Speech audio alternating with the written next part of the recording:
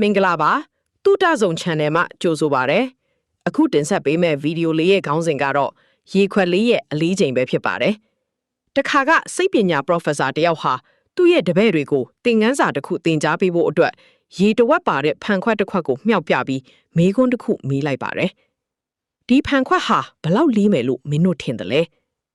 တပည့်တွေက8အောင်စကနေ16အောင်စလောက်ရှိပါမယ်ဆရာလို့အသီးသီးဖြေကြတာပေါ့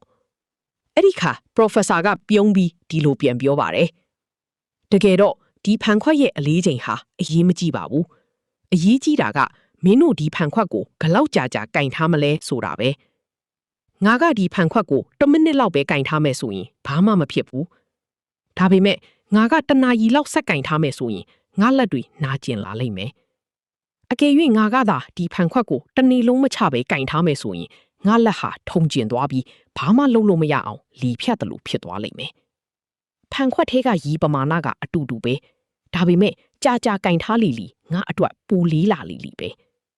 ဒီဇလန်းလေးကဖန်ခွက်ဆိုတာကျွန်တော်တို့ရဲ့စိတ်ဖိစီးမှုတွေနဲ့ပေါကတွေပါပဲစိတ်ညစ်စရာတွေကိုခဏလောက်ပဲစဉ်းစားရင်ဘာမှမဖြစ်ပါဘူးနည်းနည်းကြာအောင်စဉ်းစားလိုက်ရင်စတင်နာကျင်လာပါလိမ့်မယ်တနည်းလုံးအဲ့ဒီအကြောင်းတွေကိုပဲခေါင်းလေးထိထားမယ်ဆိုရင်တော့တင်ဟာဘာမှမလုပ်နိုင်တော့ပဲစိတ်ပိုင်းဆိုင်ရာလီဖြတ်တယ်လို့ခံစားရပါလိမ့်မယ်ဒါကြောင့်ညမအိတ်ခင်မှာမင်းတို့ရဲ့ဖန်ခွက်ကိုအောက်ချဖို့မမိပါနဲ့မိတ်ဆွေရောအခုချိန်ထိမချနိုင်သေးတဲ့ဖန်ခွက်တွေရှိနေသလား